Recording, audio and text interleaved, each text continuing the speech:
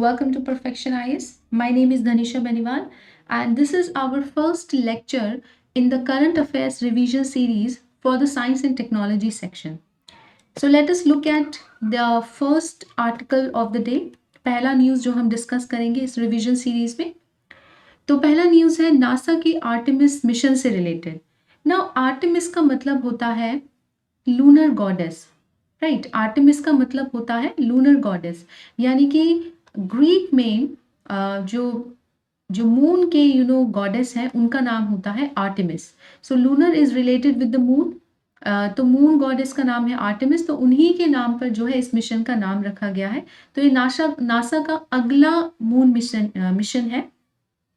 Basically इस moon mission के पहले लॉन्च में एक अनमैन्ड रॉकेट को भेजा जाएगा मून पे 1 महीने के लिए ऑर्बिट करने के लिए, ताकि वहाँ के जो एनवायरनमेंट है एंड सराउंडिंग्स है उसका एक एस्टिमेशन लिया जा सके.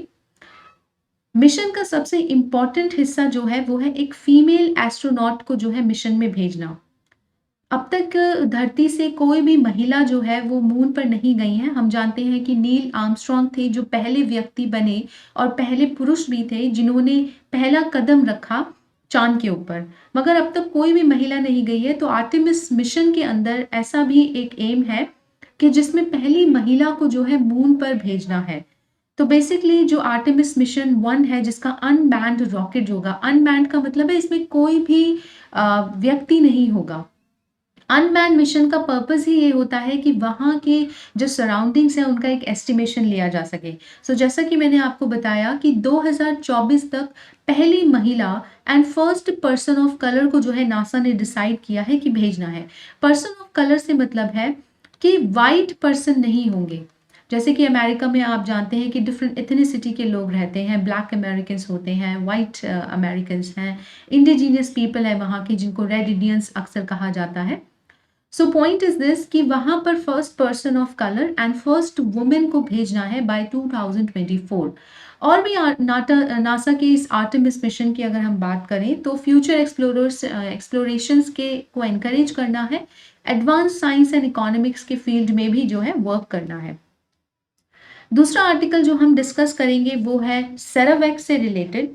बेसिकली सेरावेक की अगर हम बात करें तो इंडिया की पहली इंडिजीनियस मतलब इंडिया ने खुद से इसको बनाया है और भारत की पहली quadrivalent human papilloma virus vaccine है.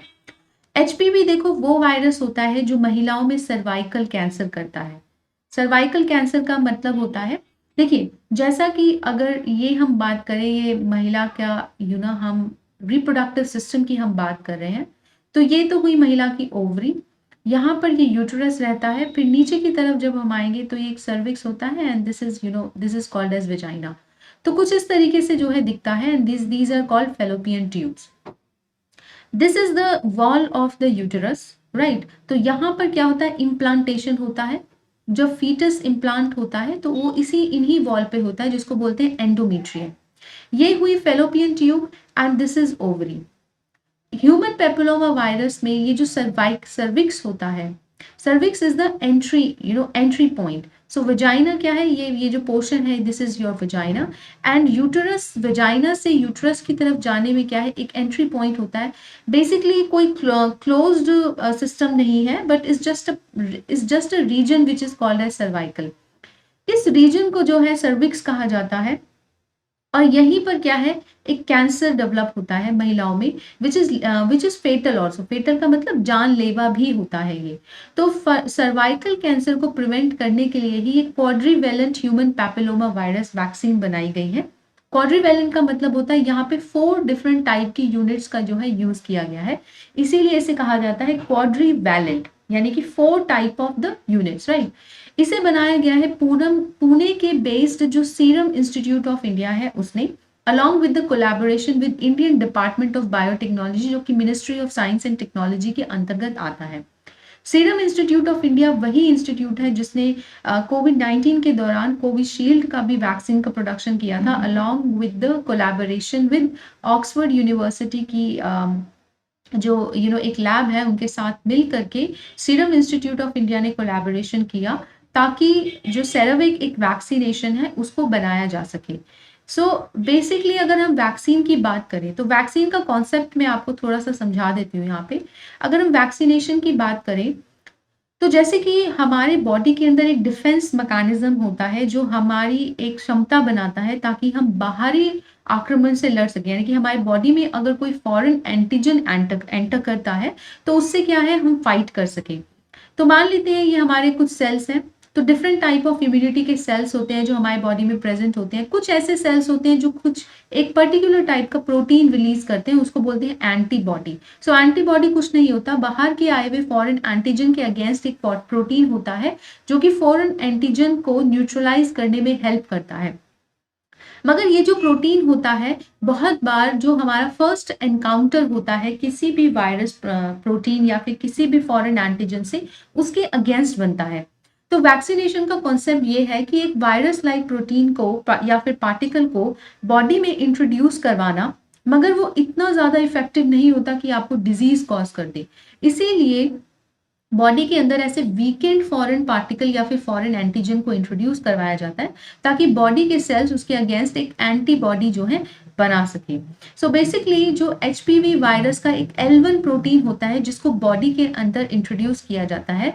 एंड जैसे हेपेटाइटिस बी वैक्सीनेशन वर्क करती है उसी तरीके से जो है ये उसी मैकेनिज्म पे जो है इसको फंक्शनल बनाया गया है।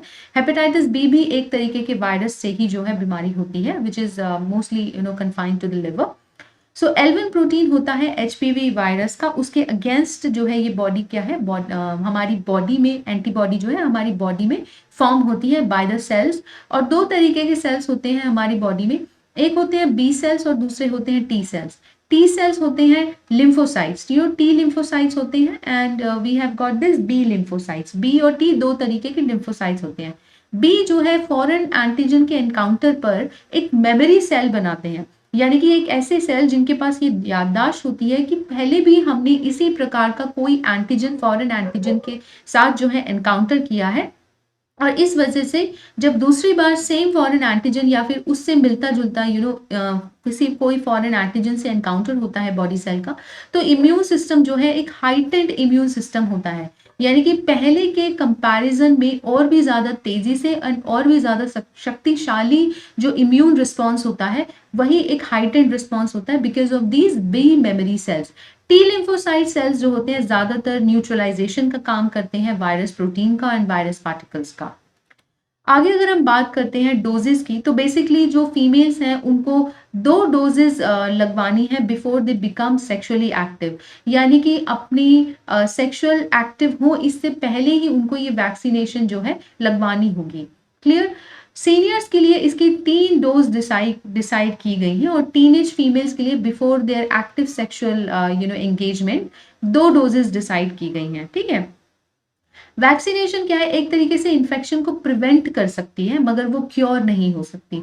तो वैक्सीनेशन का कॉन्सेप्ट ही इस बेसिस पे वर्क करता है that prevention is better than cure, यानी कि पहले से ही बचाव जो है वो बेहतर है कि हम बाद में बीमारी के होने के बाद हम इलाज करवाएं। तो वैक्सीनेशन क्या है, प्रिवेंट करती है किसी भी इन्फेक्शन को मगर वो उसका क्योर नहीं होती। क्लियर। तो अगर एक बार सर्वाइकल कैंसर हो गया तो जो सेरावैक ये जो वैक्सीन बनाई गई है वो किसी काम की नहीं होगी। सर्वाइकल कैंसर की अगर हम बात करें तो बेसिकली जो यूटरस का बॉटम सेक्शन होता है उसको सर्विक्स कहते हैं, जो कि यूटरस को वजाइना से अटैच करता है। तो जैसे कि मैंने आपको पिक्चर में बनाकर भी दिखाया था, तो मैं थोड़ी और क्लियर पिक्चर बना लेती हूँ। ये यूटरस है and this portion is called cervix and this is portion is called vagina. Clear. And यहाँ पर एक तरीके से आपकी क्या है, इधर क्या है, फेलोट्यूब है। Same picture goes on here as well. So this is called vagina and this portion is cervix. तो सर्वाइकल कैंसर इस रीजन में होता है। ज्यादातर सर्वाइकल कैंसर एचपीवी यानी कि ह्यूमन पैपिलोमा वायरस के स्ट्रेन से किए जाते हैं। महिलाओं में ये 4th मोस्ट कॉमन कैंसर है। अगर हम महिलाओं के कैंसर की बात करें तो ब्रेस्ट कैंसर सबसे ज्यादा कॉमन है फीमेल में एंड एचपीवी कैंसर क्या है, 4th मोस्ट कॉमन कैंसर है। इसके अलावा पॉलीसिस्टिक ओवरीज फीमेल के अंदर होती हैं जो कि 2 प्रकार की होती हैं, एक होती है हार्मोनल टाइप एंड दूसरी नॉन हार्मोनल टाइप होती है जो कि एंडोमेट्रियोसिस की जो कि एंडोमेट्रियम की ग्रोथ की वजह से होती है, जिसको बोलते हैं एंडोमीट्रियोसिस, जिसको बोलते हैं endometriosis, clear. And polycystic ovary होती है, इसमें मल्टीपल सिस्ट फॉर्म होना शुरू हो जाती है बॉडी में, क्लियर। सो बेसिकली अगर हम महिलाओं की बात करें तो 15 टू 44 ईयर्स के बीच में सेकेंड हाईएस्ट रेट है सर्वाइकल कैंसर का, और सबसे ज्यादा कैंसर जो टाइप होता है फीमेल में वो है ब्रेस्ट कैंसर। आगे बढ़ते हैं, let us know about the hand foot and mouth disease, clear. Hand foot and mouth disease के बारे में जो है हम बात करेंगे। सो बेसिकली महाराष्ट्र ने जो है एक पब्लिक इमरजेंसी अनाउंस कर दी थी कि उसमें मुंबई के जो hand foot and mouth disease है उसके जो केसेस हैं वो सडनली बढ़ गए थे। लगभग 250 केसेस जो है hand foot and mouth disease के जो है रिकॉर्ड किए गए थे महाराष्ट्र में। सो बेसिकली ये कोई भी पर्सन है उसको ये आसानी से हो सकता है, लेकिन ज़्यादातर ये 5 साल की उम्र से कम के बच्चों में ये जो hand foot and mouth disease है ये देखी गई है। यानी कि 5 वर्ष की कम उम्र के जो बच्चे हैं उनमें ज़्यादातर ये प्रॉब्लम जो है होती है।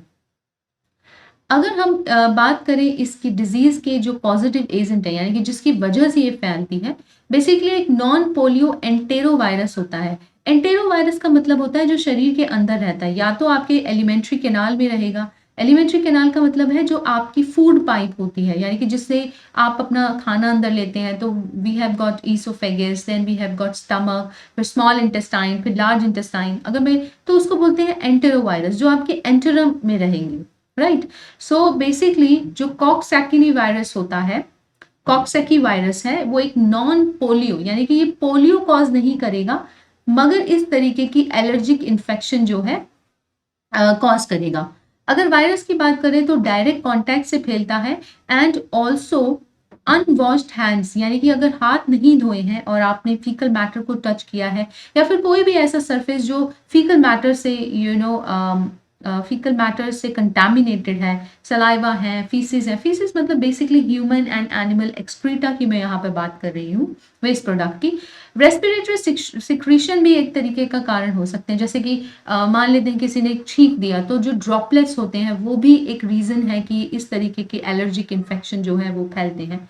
सिम्टम्स की अगर बात करें तो ज्यादातर जो पैर और हाथ होते हैं उन पे रेड कलर के सोर्स हो जाते हैं, रैशेस हो जाते हैं रेड कलर के। फीवर भी कई केसेस में देखा गया है, एंड माउथ सोर हो जाते हैं, यानी कि मुंह में छाले हो जाना, रैश हो जाना। हैंड्स एंड फीट जो है यूजुअली रेड कलर के रैशेस जो हैं हो जाते हैं, क्लियर। तो ऐसा यहाँ पर रहता है। सो हमने hand and foot mouth disease की हमने बात करी। सो बेसिकली सिकनेस जो है ज्यादातर 5 या 6 दिनों तक रहती है। लगभग 1 हफ्ते के अंदर अंदर जो लीजन्स होते हैं, जो सोर्स हैं, वो फेड हो जाते हैं। एंटी एलर्जिक ड्रग्स दिए जाते हैं, कुछ टॉपिकल क्रीम दी जाती है। टॉपिकल का मतलब होता है सरफेस पे लगाने वाली क्रीम, यानी कि जिसको आप अपने स्किन की सरफेस पे लगाते हैं, उसको आप ना इनहेल करते हैं ना बॉडी में इंजेस्ट करते हैं, उनको आप सरफेस पे अप्लाई करते हैं। बेसिकली एक तरीके का ऑइंटमेंट होता है, कुछ कूलिंग ऑइंटमेंट होते हैं जो रैशेज के में जो जलन होती है उसको शांत करते हैं। तो टॉपिकल क्रीम्स वगैरह दिए जाते हैं, एंटी एलर्जिक ड्रग्स दिए जाते हैं, और 6 हफ्ते के अंदर अंदर ये जो लीजन्स होते हैं वो फेड हो जाते हैं। प्रिवेंशन की अगर हम बात करें तो बेसिकली बार बार हाथ धोने से, किसी भी कंटामिनेटेड सरफेस को टच करना अवॉइड करने से जो है इसके इंस्टेंसेस हैं, खास करके बच्चों में जो इसका इन्फेक्शन का प्रेवलेंट है उसको कम किया जा सकता है। Now let us talk about the Moxie, ठीक है। सो मॉक्सी यहाँ बहुत इंपॉर्टेंट है। नासा ने अपना परसिवेरेंस मिशन को जो है लॉन्च किया था, कहाँ पर, मार्स पे। उसी मिशन का एक पार्ट है मॉक्सी, एक छोटा सा बॉक्स जिसको डिप्लॉय किया गया है by the MIT, that is Massachusetts institute of technology. So basically planet के जो एटमॉस्फेयर है उसके एलिमेंट को यूज करके ऑक्सीजन को क्या है बनाना है, क्रिएट। तो मॉक्सी का फुल फॉर्म क्या है, Mars oxygen in situ resource utilisation experiment. So basically Mars के एटमॉस्फेयर से क्या बनानी है, ऑक्सीजन बनानी है, क्लियर। सो ये क्या है, एक तरीके का एक्सपेरिमेंट है। सो बेसिकली जो मॉक्सी है वो जिस तरीके से पेड़ यहाँ पर धरती पे ऑक्सीजन को प्रोड्यूस करते हैं, सेम उसी मैकेनिज्म में मॉक्सी भी क्या है, ऑक्सीजन को प्रोड्यूस करता है। जैसे अगर मैं यहाँ पे ट्री के मैकेनिज्म की बात करूँ, तो मान लेते हैं जैसे कि ये पेड़ है, तो ये कार्बन डाइऑक्साइड को लेते हैं एंड ऑक्सीजन को क्या है, एक्सहेल करते हैं। ऐसा इसलिए होता है क्योंकि दिन के समय पेड़ जो है वो फोटोसिंथेसिस की प्रक्रिया कर रहे होते हैं एंड फोटोसिंथेसिस में ऑक्सीजन प्रोड्यूस होती है। इस वजह से उन्हें बाहर से ऑक्सीजन लेने की जरूरत नहीं होती और जो एक्स्ट्रा ऑक्सीजन फोटोसिंथेसिस के प्रोसेस में प्रोड्यूस होती है उसे भी वो बाहर एक्सहेल कर देते हैं। इसीलिए मॉक्सी भी कार्बन डाइऑक्साइड को इनहेल करेगा और ऑक्सीजन को एक्सहेल करेगा। अगर मार्स के एटमॉस्फेयर की मैं यहाँ बात करूं, तो मार्स के एटमॉस्फेयर में लगभग 96% कार्बन डाइऑक्साइड है एंड 0.13% क्या है, ऑक्सीजन है, O2 है, जो कि किसी भी लिविंग ऑर्गेनिज्म के सर्वाइवल के लिए बहुत कम है। सिग्निफिकेंस की अगर हम बात करें इस मॉक्सी मिशन का, सो बेसिकली मॉक्सी जो है फ्यूचर एक्सप्लोरर्स जो है उनके लिए एक ऑक्सीजन का प्रोपल्शन एंड ब्रीदिंग सिस्टम को तैयार करने के लिए ये एक्सपेरिमेंट रखा गया है। अगर भविष्य में हम लोग धरती से ह्यूमन बींग्स को मार्स पर सेंड करते हैं और अगर लंबे समय तक ह्यूमन बींग्स मार्स पर रहना चाहते हैं तो उनके लिए ऑक्सीजन की क्या है, सुविधा करनी पड़ेगी। उसके लिए हमें वहीं के एटमॉस्फेयर से ऑक्सीजन बनाना सीखना होगा, क्योंकि यहाँ से अगर हम एनर्जी कंजप्शन और रिसोर्स एफिशिएंसी चाहते हैं तो हम बहुत ज़्यादा ऑक्सीजन के टैंकर्स वहाँ नहीं लेके जा सकते। इसीलिए अपने मिशन को रिसोर्स एफिशिएंट बनाने के लिए भी and at the same time अपने जो टाइम है वहाँ पर मार्स पर उसको लॉन्ग करने के लिए भी हमें मॉक्सी की क्या है, ज़रूरत पड़ेगी। अब बात कर लेते हैं हम डार्क स्काई रिजर्व की। तो बेसिकली जो इंडिया का पहला जो डार्क स्काई रिजर्व है उसको हैनले लद्दाख में क्या है, एस्टेब्लिश किया गया है। Department of science and technology के हिसाब से हैनले कहाँ, लद्दाख में इसको क्या है, एस्टेब्लिश किया गया है। सो बेसिकली जो डार्क स्काई रिजर्व होते हैं ये वो एरिया होता है जहाँ पे कुछ ऐसे रूल्स होते हैं जो ये गारंटी करते हैं कि वहां पर कम से कम डिस्टरबेंस रहेगी आर्टिफिशियल लाइट की। जैसे कि मैं आपको एक एग्जांपल देती हूँ। अभी कुछ दिनों पहले न्यूज में एक टर्म थी जिसका नाम है स्काई ग्लो।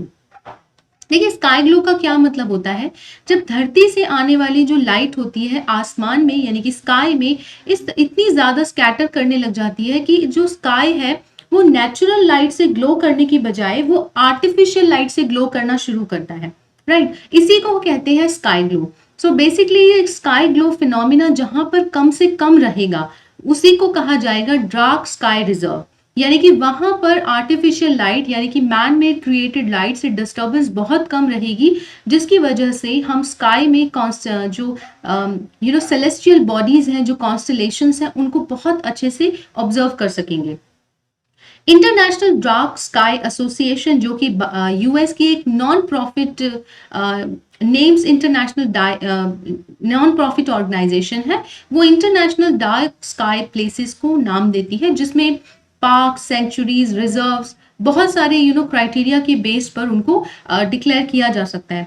इंडिया में अब तक क्या है, कोई भी ऐसा डार्क स्काई रिजर्व नहीं था, इसीलिए भारत का पहला जो डार्क स्काई रिजर्व है उसको एस्टेब्लिश किया गया है हैनले लद्दाख में।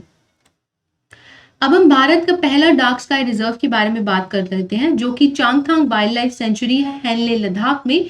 वहां पर इसको क्या है, एस्टेब्लिश किया गया है। क्लियर।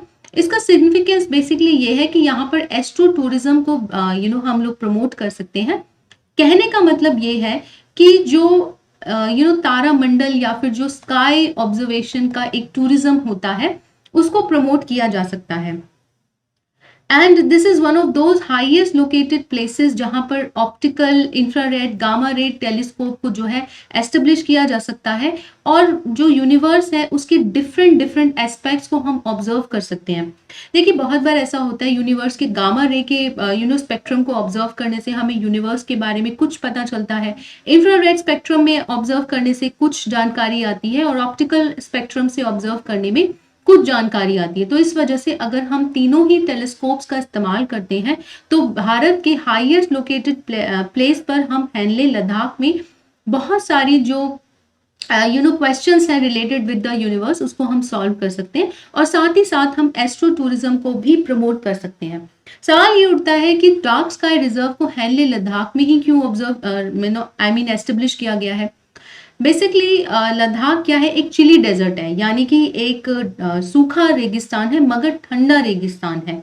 ये थार डेजर्ट की या फिर कालाहारी डेजर्ट या फिर सहारा डेजर्ट या फिर अरेबियन डेजर्ट की तरह गर्म नहीं है, बल्कि ठंडा है। जैसे कि चाइना में अगर आप देखेंगे, चाइना मंगोलिया रीजन में जो गोबी डेजर्ट है वो एक कोल्ड डेजर्ट है। उसी तरीके से लद्दाख जो है एक कोल्ड डेजर्ट है, जहां पर क्लियर स्काई होता है, ड्राई वेदर रहता है थ्रू आउट द ईयर, जिसकी वजह से टेलीस्कोप को किसी भी तरीके का इम्पेडिमेंट फेस नहीं करना पड़ता है यूनिवर्स के डिफरेंट डिफरेंट एलिमेंट्स और एस्पेक्ट्स को ऑब्जर्व करने के लिए। आगे बढ़ते हैं और अब हम बात करते हैं stem women initiative. Basically India ने जो है women in engineering science and technology का एक इनिशिएटिव टीचर्स डे पर क्या है, एस्टेब्लिश किया। बेसिकली स्टेम से मतलब क्या होता है? स्टेम का मतलब होता है science, technology, engineering and mathematics. महिलाओं को ये प्रोत्साहन देने के लिए और महिलाओं के पार्टिसिपेशन को science and technology, mathematics and engineering में इंक्रीज करने के लिए इस इनिशिएटिव को जो है लॉन्च किया गया है। बेसिकली इसको इंडिया के जो गवर्नमेंट का प्रिंसिपल साइंटिफिक एडवाइजर हैं उनके थ्रू इसको लॉन्च किया गया है। एक ब्रांड न्यू प्रोजेक्ट है ये अंडर आई स्टेम, यानी कि Indian science technology and engineering facilities map umbrella. यानी कि आई स्टेम एक बड़ा अम्ब्रेला और मतलब प्रोजेक्ट है और उसके अंदर एक इनिशिएटिव है stem women initiative. Basically educated महिलाएं, पढ़ी लिखी महिलाएं जिनको साइंस में कंट्रीब्यूट करना चाहती हैं, टेक्नोलॉजी और इनोवेशन इकोसिस्टम को में कंट्रीब्यूट करना चाहती हैं, उनके लिए ये जो इनिशिएटिव है लॉन्च किया गया है। अगर इनिशिएटिव की हाइलाइट्स हमें बात करें तो बेसिकली वेस्ट प्रोजेक्ट के थ्रू, यानी कि women in engineering science and technology, जो कि आई स्टेम के अंदर एक प्लेटफॉर्म क्रिएट किया गया है ताकि महिलाओं को रिसर्च, साइंस एंड टेक्नोलॉजी में क्या है प्रमोट किया जा सके और फंडामेंटल एंड अप्लाइड रिसर्च के फ्रंटियर्स में उनका जो पार्टिसिपेशन है उसको इंक्रीज किया जा सके और उन्हें इस फील्ड में परस्यू करने के लिए एक बढ़ावा दिया जा सके। स्किल डेवलपमेंट की अगर हम बात करें तो वेस्ट इनिशिएटिव्स के अंदर क्या है, स्किल डेवलपमेंट प्रोग्राम्स भी होंगे जो बेसिकली महिलाओं को सिखाएंगे with respect to the science and technology और उनके जो क्रिटिकल गैप्स रहे हैं उसको भी एड्रेस करेंगे और कंट्री के अंदर भी जो R&D इंफ्रास्ट्रक्चर में क्रिटिकल गैप्स हैं उनको भी एड्रेस करने की कोशिश की जाएगी इसी इनिशिएटिव के अंदर।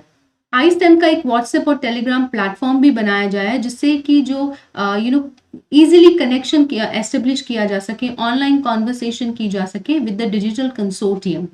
आई STEM basically women founded S&T firm को बढ़ावा देने के लिए है under the west programme and it will also be possible to access the R&D resources. जितनी भी रिसर्च फैसिलिटीज हैं जो कि इस इनिशिएटिव के अंदर एलिजिबल की गई हैं उनको एक्सेस किया जा सकता है बाय द विमेन। जैसे कि मान लीजिए ऑटोकैड हो गया, मैटलैब है, लैब व्यू, कॉमसॉल एक्सेट्रा एक्सेट्रा, ये सभी क्या है साइट हैंगी related with the science and technology.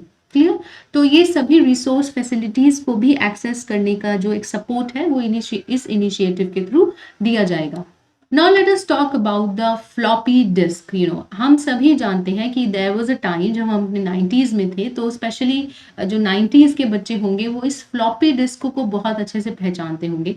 तो जब पहली बार we entered the computer classroom, so this was the first disk that we saw. तो basically floppy disk क्या है, एक तरीके का external storage device होता है। जापान के रिलेटेड ये न्यूज़ है जिसमें जापान ने ये डिसाइड किया है कि ये जो आउटमोडेड टेक्नोलॉजी है फ्लॉपी डिस्क की, इसको कंप्लीटली एलिमिनेट किया जाएगा ताकि जापान अपनी ब्यूरोक्रेसी को जो है मॉडर्नाइज कर सके। और ऐसा ये इसीलिए है क्योंकि जापान एक ऐसी मॉडर्न कंट्री है जो कि डेकेड्स इन फ्लॉपी डिस्क के एलिमिनेशन और फेज आउट होने के डेकेड्स बाद ऐसा कर रही है।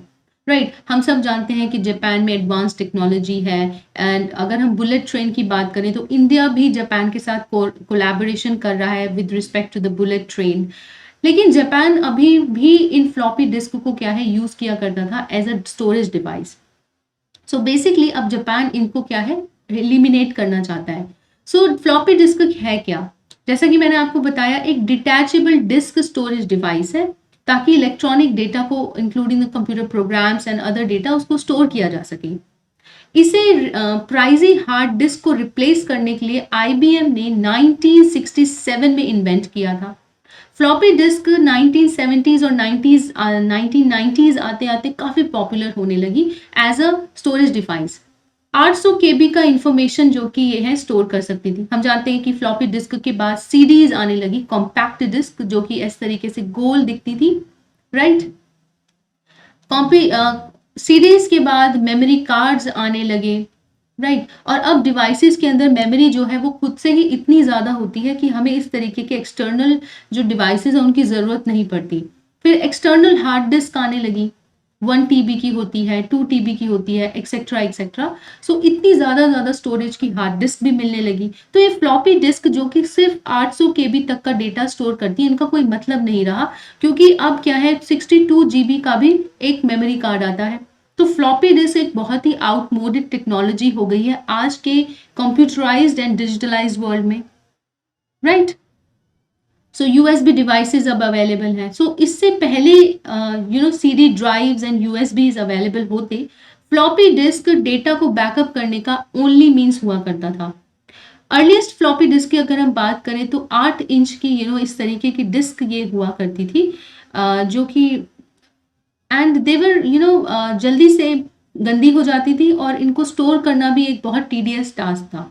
उसके बाद धीरे धीरे इनका जो साइज है उसको कम करके 3.5 to 5 इंचेस तक रिड्यूस किया गया, right. So that was about the floppy disk. आगे अगर हम बात करते हैं तो हम बात करते हैं एक डिजीज की जिसका नाम है लीजियनेयर्स। बेसिकली काफी केसेस हैं निमोनिया से रिलेटेड, जो कि अर्जेंटीना की सिटी जो है टुकुमन एक सिटी है अर्जेंटीना में, वहां पर इस डिजीज से रिलेटेड कुछ केसेस देखे गए हैं। निमोनिया के केसेस हैं जो कि एक पॉजिटिव एजेंट है जिसका नाम है लिजुनेला, उसने इसको क्या है कॉज किया है। लिजुनेला को अमेरिकन लीजन जो है में फाउंड किया गया था 1976 में। सो बेसिकली एक एपिडेमिक फैला था अमेरिकन इस एरिया में in and around the Philadelphia. वहां पर इस जो पॉजिटिव एजेंट है, बेसिकली एक प्रोटोजोआ है, ये इसको फाउंड किया गया 1976 में। ये एक बैक्टीरिया है, लिजुनेला बैक्टीरिया जो है लिजुनेरेस डिजीज को प्रोड्यूस करता है, जो कि एक तरीके का डेडली निमोनिया होता है। निमोनिया होता क्या है, अगर कॉमन लैंग्वेज में अगर मैं बात करूं निमोनिया की, सो रेस्पिरेटरी एरिया को जो है ये अफेक्ट करता है। थोड़ा क्लियरली मैं इस चीज को आपको समझा देती हूँ। जैसे कि ये जो है आपके ये लंग्स हैं, क्लियर। ज्यादा मतलब अगर हम लिजुनेलेसिस की बात करें तो ये बहुत कम फैलता है, एक तरीके का पॉन्टियक फीवर ये कॉज करता है, राइट। पॉन्टियक फीवर कॉज करता है जिसमें चिल्स एंड बुखार दोनों एक साथ होते हैं, राइट। पॉन्टियक फीवर क्या है, इस तरीके का फीवर होता है, डेडली निमोनिया कॉज करता है, जिसमें लंग्स यानी कि रेस्पिरेटरी सिस्टम अफेक्ट होता है, मसल्स अफेक्ट होते हैं, एंड इन एंड अराउंड ये जो लंग्स के मसल्स होते हैं वो भी अफेक्ट करते हैं, तो ब्रीदिंग में प्रॉब्लम आती है। और लंग्स की मसल्स कौन कौन सी होती हैं, देखिए ये अगर मैं यहाँ पर एक स्टर्नम बताऊं तो इस तरीके से रिब केज फॉर्म होता है, क्लियर। अब ये जो रिब केज होता है, जब हम सांस लेते हैं तो बाहर की तरफ प्रोट्रूड होता है, जब हम सांस छोड़ते हैं तो अंदर की तरफ सेटल होता है। ये काम जो है मसल्स के थ्रू होता है, रिब केज को आउटवर्ड एंड इनवर्ड मूव करने का। लेकिन निमोनिया के केस में मसल्स में पेन होने लगता है, जिस वजह से ब्रीदिंग में प्रॉब्लम आती है।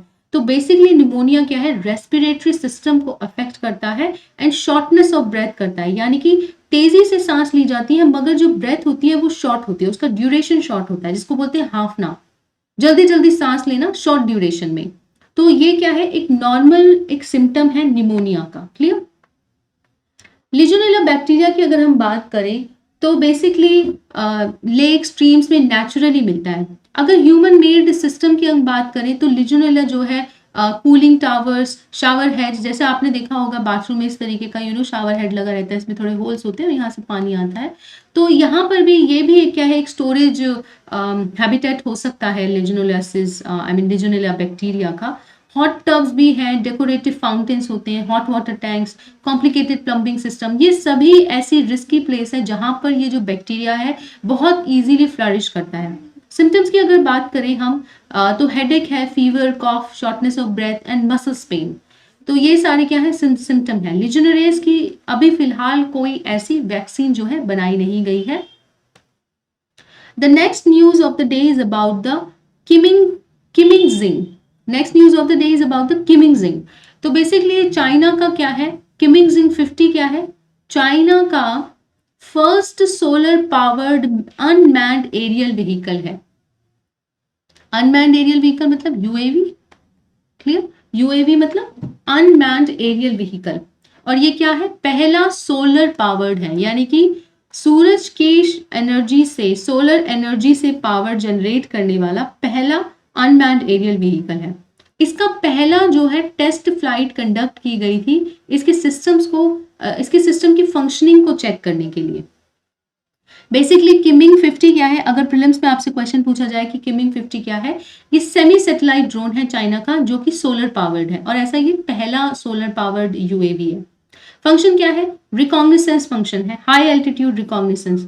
रिकॉग्निसेंस का मतलब होता है रेखी करना, यानी कि बेसिकली एक सर्वेलेंस का सिस्टम है, आसपास घूमना, पता लगाना, forest fire monitoring, communication, environmental relay etcetera. यानी कि एनवायरमेंट रिले मतलब एनवायरमेंट से रिलेटेड जितने भी जैसे पार्टिकल्स हो गए उनकी इंफॉर्मेशन देना एक्सेट्रा एक्सेट्रा। अगर फीचर्स की हम बात करें तो बेसिकली फीचर क्या है, सोलर पावर्ड है, विच इज ऑफ कोर्स हम समझ ही चुके हैं इससे रिलेटेड। दूसरा है लॉन्ग टर्म फ्लाइट क्या है, पॉसिबल है, 20 किलोमीटर तक जो है स्टडी एयर फ्लो में विदाउट, यानी कि स्टडी एयर फ्लो का मतलब है यानी कि बादल नहीं है और बहुत ज्यादा हवा तेज भी नहीं चल रही है, तो लगभग 20 किलोमीटर तक क्या है ये फ्लाई कर सकता है। अगर स्टेडी एयर फ्लो है विदाउट क्लाउड्स, तो इसकी वजह से विदाउट क्लाउड इसलिए कहा गया है क्योंकि ये सोलर पावर्ड है, तो ड्रोन जो है सोलर टेक्नोलॉजी को यूज करके काफी लंबे समय तक जो है फ्लाई कर सकता है। सोलर एनर्जी में चलता है, तो इसी वजह से ऐसा माना जाता है कि चाइना जो है इसे near space and over the ocean operate करने की कोशिश करेगा। Now let us talk about the Einstein ring. So James Webb telescope पिछले साल काफी न्यूज में रहा, राइट, क्योंकि नासा ने जेम्स वेब टेलीस्कोप को लॉन्च किया गया, और जो इससे पहले जो टेलीस्कोप था उसको क्या है रिप्लेस किया जेम्स वेब टेलीस्कोप ने, क्लियर। तो बेसिकली जेम्स वेब टेलीस्कोप का जो मिड इंफ्रारेड इंस्ट्रूमेंट है उसने आइंस्टाइन रिंग का एक फ्लॉलेस इमेज जो है कैप्चर किया। ये है आइंस्टाइन रिंग, आप देख सकते हैं। सो बेसिकली आइंस्टाइन रिंग क्या है, आइंस्टाइन रिंग एक ऐसी रिंग ऑफ लाइट है जो कि तब फॉर्म होती है जब किसी गैलेक्सी या स्टार और फिर कोई भी लाइट इमिटिंग कॉस्मिक ऑब्जेक्ट जो है पास करता है, गुजरता है near a huge object before reaching the earth और द वेब टेलीस्कोप। जैसे कि मैं आपको एग्जांपल देती हूं, इससे आइंस्टाइन रिंग क्या है, इससे रिलेटेड एक फिनोमिना है दैट इज ग्रेविटेशनल लेंसिंग। तो इसका मतलब क्या होता है, जैसे देखो यहां पर कोई एक ऑब्जेक्ट है और यहां पर एक कोई ऑब्जेक्ट है, ये लाइट इमिट कर रहा है, राइट।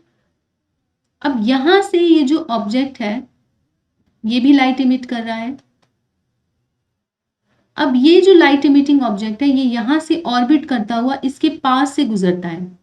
तो जैसे ये इसके पास से गुजरता है तो इस तरीके का पास से जब ये गुजरेगा, आप इसको ऐसे इमेजिन करो कि ये दोनों ओवरलैप कर गए, यानी कि ये भी एक लाइट इमिटिंग ऑब्जेक्ट है और ये क्या है, ये एक लाइट इमिटिंग ऑब्जेक्ट है, इसके पास से जब ऐसे होके गुजरता है तो इस तरीके की ऐसे रिंग फॉर्म हो जाती है। क्योंकि आप देखिए पीछे वाला जो ऑब्जेक्ट है वो क्या है, इस वाले ऑब्जेक्ट से अब ढक गया है, क्लियर। तो एक रिंग यहां पर क्या है फॉर्म हो गई, क्लियर। अब यहां पर क्या होता है, अगर दोनों ही दोनों, अगर रिंग का जो सोर्स है एंड जो व्यूइंग एलिमेंट है ये दोनों जब अलाइन हो जाते हैं तो एक तरीके का लेंस फॉर्म हो जाता है, जिसकी वजह से हम बहुत सारे जो सेलेस्टियल ऑब्जेक्ट्स हैं उनको ऑब्जर्व कर सकते हैं। आई होप आपको ये फिनोमिना क्लियर हुआ होगा। देखो ये कैसे होता है, इसे मैं और सिंपल तरीके से आपको समझाती हूँ कि ग्रेविटेशनल लेंसिंग और आइंस्टाइन रिंग क्या है। बेसिकली ग्रेविटेशनल लेंसिंग फिनोमिना से ही क्या है, आइंस्टाइन रिंग जो है फॉर्म होती है, राइट। तो let us understand this phenomena in a very very simple manner. Clear. तो जैसा कि मैं आप लोगों को समझा रही थी कि मान लेते हैं ये एक ऑब्जेक्ट है, ठीक है, ये एक ऑब्जेक्ट है। अब यहाँ पे एक ऐसा लाइट इमिटिंग ऑब्जेक्ट है जो इससे पास करता है। जैसे ही ऑब्जेक्ट पास करेगा तो क्या होगा, पीछे देखिए ये एक ऑब्जेक्ट है, और let me change the colour तो ज्यादा बेटर तरीके से समझ आएगा। अब ये वाला जो ऑब्जेक्ट है रेड कलर में आप इसको इमेजिन कर लो। तो जब ये पास करेगा तो ये ऑब्जेक्ट क्या है, ऐसे इसको ओवरलैप कर लेगा। क्लियर। जैसे ही इसको ओवरलैप करेगा आप देखिए यहाँ पर क्या होगा, एक रिंग फॉर्म होगी, इसी को कहेंगे आइंस्टाइन रिंग। अब ये जो पूरा इस तरीके से ओवरलैपिंग ये जो स्ट्रक्चर बन चुका है, ये एक लेंस की तरह वर्क करेगा जो हमें हेल्प करेगा किसी दूर के सेलेस्टियल ऑब्जेक्ट को ऑब्जर्व करने में। तो बेसिकली एक तरीके का ग्रेविटेशनल लेंस बन गया जिससे लाइट जो है डाइवर्ट होती है और एक रिंग का शेप ले लेती है, राइट। अगर सोर्स और व्यूइंग एलिमेंट दोनों ही एक उसमें क्या है, एक फॉर्म में अलाइंड है। क्लियर। सो बेसिकली रिंग जो है सिर्फ एक पार्ट प्ले करती है लाइट और gravity which is cause by the gravitational lensing phenomena. एक कोई ट्रू फिजिकल ऑब्जेक्ट नहीं है स्पेस में। क्लियर। समटाइम्स आइंस्टीन रिंग जो है इसको चौवोल्सन रिंग भी कहा जाता है, चौवोल्सन रिंग भी कहा जाता है। ये कोई फिजिकल ऑब्जेक्ट नहीं है Einstein ring. Basically Einstein ring एक फिनोमिना है जो कि ग्रेविटेशनल लेंसिंग से बनता है, और ग्रेविटेशनल लेंसिंग मैंने आपको समझा दी।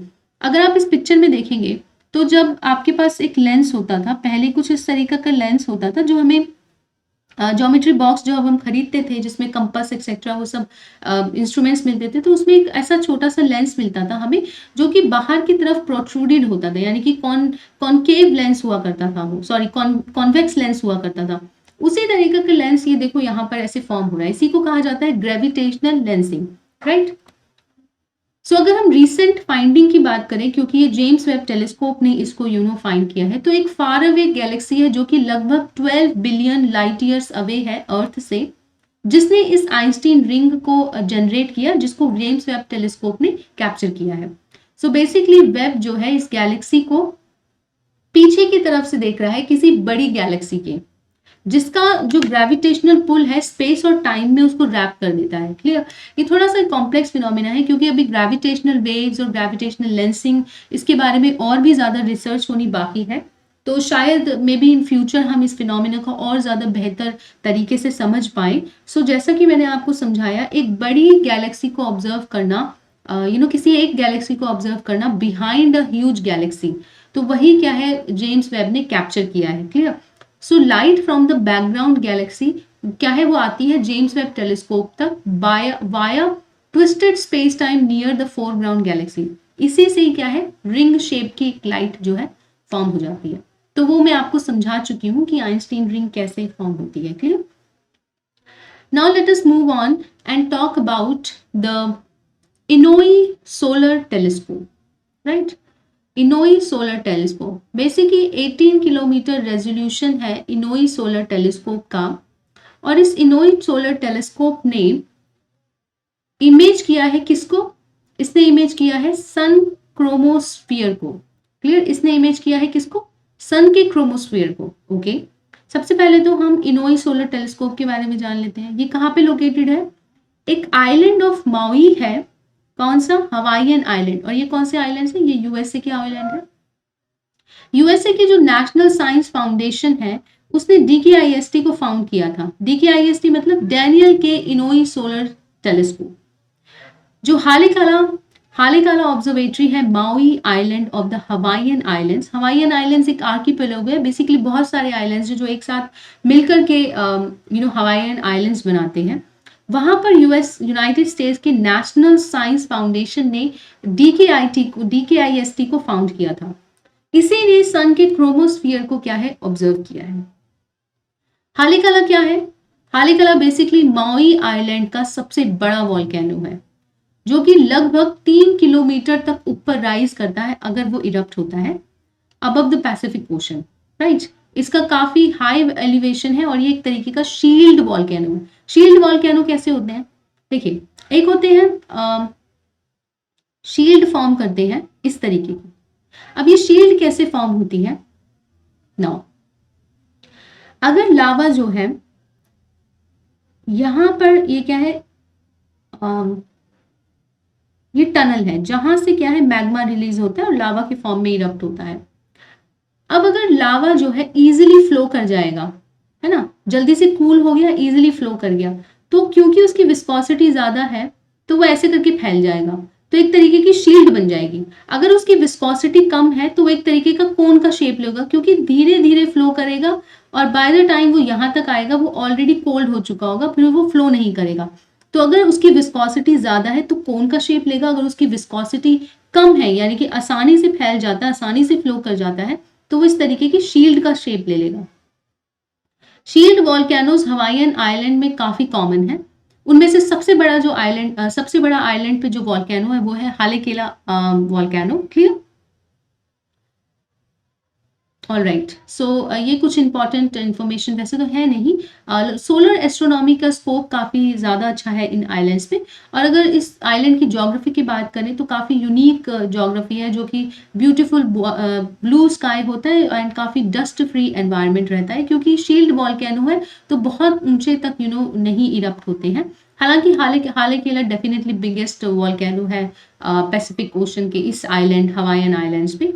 तो अगर हम एनएसएफ की बात करें तो वो क्लेम करता है कि वर्ल्ड का मोस्ट पावरफुल टेलीस्कोप है इनोई सोलर टेलीस्कोप। इसकी फाइंडिंग्स की अगर हम बात करें तो इसने सोलर स्टॉर्म के प्रिडिक्शन और प्रिपरेशन का जो एक तरीके से प्रिडिक्ट करते हैं कि सोलर स्टॉर्म कब आएंगे एंड और उस सब में क्या है, इसकी फाइंडिंग्स काफी चेंज लेकर के आएंगी। बेसिकली सन का जो क्रोमोस्फियर है वो second of the 3 primary layers है above the protosphere and below the sun transition area and corona. देखिए कोरोना क्या होता है, ये वो कोविड-19 वाला कोरोना नहीं है। जैसे ये सन है, ये इसका सन का सरफेस है। क्लियर? जो चीज हम देख सकते हैं वो है सन का कोरोना।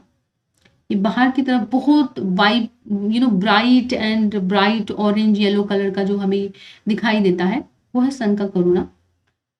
फिर यहाँ पर आता है इसका coronosphere, this is transition area and this is then protosphere. तो 3 प्राइमरी लेयर होती हैं, protosphere, corona and chromosphere. Chromosphere basically क्या है, सेकेंड लेयर है। फिर उसके बाद में आता है कोरोना, सॉरी पहले आता है कोरोना, फिर आता है ये क्रोमोस्फियर, फिर उसके बाद आता है प्रोटोस्फियर और फिर उसके बाद सन का अपना खुद का बीच में जो न्यूक्लियस वाला एरिया। तो इस तरीके से जो है ये क्रोमोस्फियर का पार्ट होता है। नेक्स्ट जो हम आर्टिकल डिस्कस करेंगे वो रिलेट करता है किससे, क्वांटम कंप्यूटिंग से। सो बेसिकली आईबीएम ने ये ढूंढा है कि जो स्टूडेंट्स हैं, डेवलपर्स और एकेडमिक्स हैं इंडिया में वो काफी इंटरेस्ट ले रहे हैं किसमें, क्वांटम कंप्यूटिंग में। और हम जानते हैं कि हमारा तो अपना खुद का नेशनल मिशन भी है क्वांटम कंप्यूटिंग से रिलेटेड, और जो नेशन है वो डेवलप कर रहा है क्वांटम कंप्यूटिंग की स्किल। सो इसी कॉन्टेक्स्ट में हम जानेंगे कि क्वांटम कंप्यूटिंग होती क्या है। बेसिकली एक फास्ट ग्रोइंग टेक्नोलॉजी है, क्वांटम फिजिक्स को यूज करके कॉम्प्लिकेटेड प्रॉब्लम्स को सॉल्व करना, कॉम्प्लिकेटेड कंप्यूटिंग प्रॉब्लम्स को सॉल्व करना ही क्वांटम कंप्यूटिंग कहलाता है। What is this quantum physics? देखो फिजिक्स क्या है, अक्सर अगर हम फिजिक्स की बात करते हैं तो हम हमेशा उसे मैक्रो लेवल पर पढ़ा करते थे। सेलेस्टियल ऑब्जेक्ट्स हैं, 2 बड़े ऑब्जेक्ट्स हैं, ग्रेविटेशनल फोर्स है दोनों के बीच में। तो वो फिजिक्स जो न्यूटन्स के लॉ को इन्वॉल्व करती है वो एक हमारी मैक्रो लेवल की फिजिक्स है। मगर जैसे ही फिजिक्स में हम सब एटॉमिक पार्टिकल्स को स्टडी करते हैं। बेसिकली जब हम फिजिक्स में सब एटॉमिक पार्टिकल्स जैसे कि atoms, electrons, photons, molecular and सब मॉलिक्यूलर पार्टिकल्स को हम स्टडी करने लगते हैं, उसी फील्ड को कहा जाता है क्वांटम फिजिक्स। यानी कि अब हम क्वांटम में चले गए, अब हम क्वांटा तक पहुंच गए हैं। अब हम सिर्फ मैक्रो लेवल पे बात नहीं कर रहे हैं, अब हम माइक्रो लेवल पे आ गए हैं, वो भी सब एटॉमिक लेवल पे। मगर एक चीज यहाँ पर सोचने वाली ये है कि जो मैक्रो फिजिक्स के कॉन्सेप्ट और लॉज होते हैं वो माइक्रो लेवल पे फॉलो नहीं किए जाते हैं। क्वांटम फिजिक्स में अपने लॉज एंड अपने रूल्स एंड रेगुलेशंस फॉलो होते हैं, जिसको बहुत सारे साइंटिस्ट ने आफ्टर स्टडी के बाद जो है फाइंड आउट किया। इसमें सबसे ज़्यादा जो प्रोमिनेंट नाम है या फिर जिसने सबसे ज़्यादा प्रोमिनेंटली क्वांटम फिजिक्स में वर्क किया है वो है हाइजेनबर्ग। हाइजेनबर्ग का एक बहुत इंपॉर्टेंट नाम आता है जिनका एक एक बड़ा ही सिग्निफिकेंट कंट्रीब्यूशन है क्वांटम फिजिक्स में।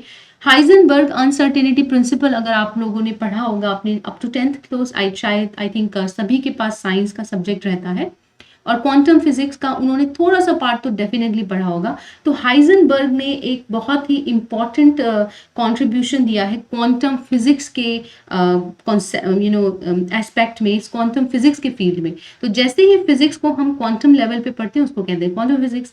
यहाँ पर न्यूटन्स के लॉ एप्लीकेबल नहीं होते हैं, क्योंकि जरूरी नहीं है कि दो सेलेस्टियल बॉडीज अगर न्यूटन्स के लॉ को फॉलो कर रही है, जिनको ग्रेविटेशनल लॉज भी कहा जाता है, वो सब एटॉमिक पार्टिकल्स भी फॉलो करें। सब एटॉमिक लेवल पे different energy and different force का प्ले होता है, उसी को स्टडी किया जाता है क्वांटम फिजिक्स में। इसी क्वांटम फिजिक्स के प्रिंसिपल्स, कॉन्सेप्ट और मैकेनिक्स को यूज करके कंप्यूटर के साथ इंटीग्रेट कर दिया गया है, उसी को हम कहते हैं quantum computing. So basically quantum computing क्या है? अनलाइक द कन्वेंशनल मेथड जिसमें 0 और 1 के स्टेट में इंफॉर्मेशन स्टोर होती है, यानी कि बाइनरी स्टेट में इंफॉर्मेशन को स्टोर ना करके क्वांटम बिट्स में इंफॉर्मेशन को स्टोर करना और कैलकुलेट करना, वही क्वांटम कंप्यूटिंग का पार्ट है, राइट? जैसे कि बिट क्या होता है? बिट केवल बाइनरी बिट में क्या होगा, या तो 0 होगा या 1 होगा।